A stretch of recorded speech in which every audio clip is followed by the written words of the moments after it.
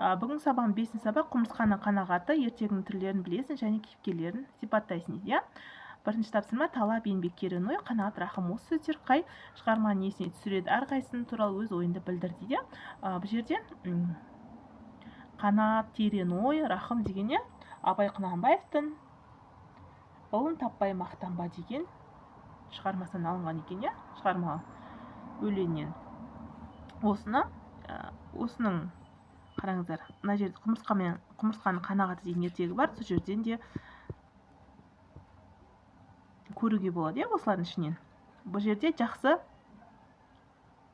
адамды жақсы жаққа үйретіп жатыр, бұл адам бойындағы еңбекке, терең ой, қанағат, рахым талап қойған кезде, сол кезде адам бойына жақсы нәрселерге адам бейімделеді екен. Ертегіні түсініп оқы дейді, құмырсқаның қанағаты дейді. Ертеде бір ғұлама болыпты. Ол барлық халықтың, жан-жануардың, жәндіктердің, өсімдіктің тілін түгел біледі екен. Бір күні ғұлама бақ ішіне келе жатып, құмырсқаның илеуіне тап болады.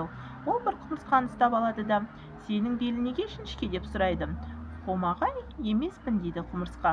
Егер саған бидайдың бір дәнін берсем, қаншаға жеткізер едің деп сұрайды. 1 жылға жеткізер едім депті құмырсқа. Ғұлама құмырсқаның сауытқа салып қасына бидайдың бір дәнін қояды. 1 жыл өткен соң сауытты алып қараса, құмырсқа бір қырынан бүк түсіп қимылсыз жатыр екен.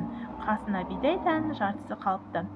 Әрі берден кейін бірте-бірте мұртын аяғын қимылдатады да құмырсқа орнынан тұрады.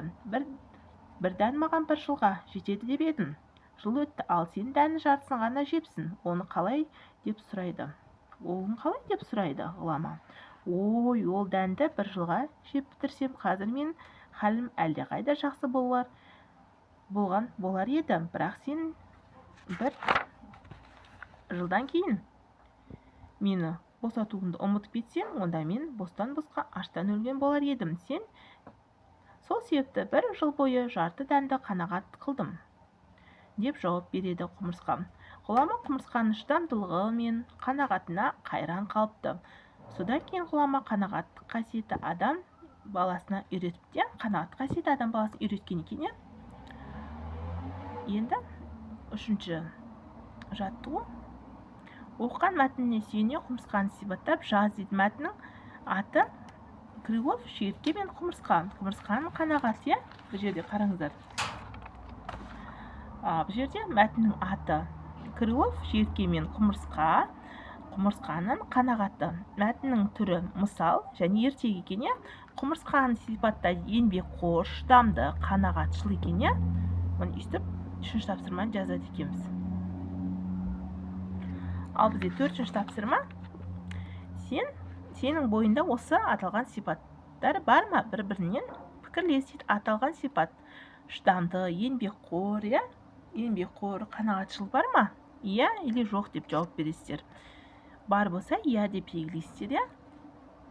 5-ші тапсырма ертегілердің қандай түрлері болатынын есіне түсір. Берілген ертегі қай топқа жататынын айт дейді. Ертегілер жан-жануарлар ертегісі, қиял-ғажайып ертегісі, тұрмыс салт ертегілері болады екен. Енді 6-ші сурет қараймыз. Суретке қарап ертегінің әңгімелі. Жоспар құр дейді. Біз алдында жоспар қанағат. Енді бұл жерде жоспар құратын болсақ, қараңыздар, жоспар құрамыз.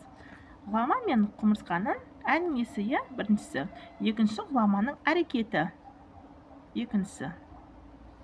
Ал 3-ші құмырсқаның шыдамдылығы, өйстіп жоспар құрады екенбіз. Бүгін сабағымыз аяқталды. Келесі сағат кезге сау болыңыздар. Каналымды тіркелуді ұмытпаңыздар.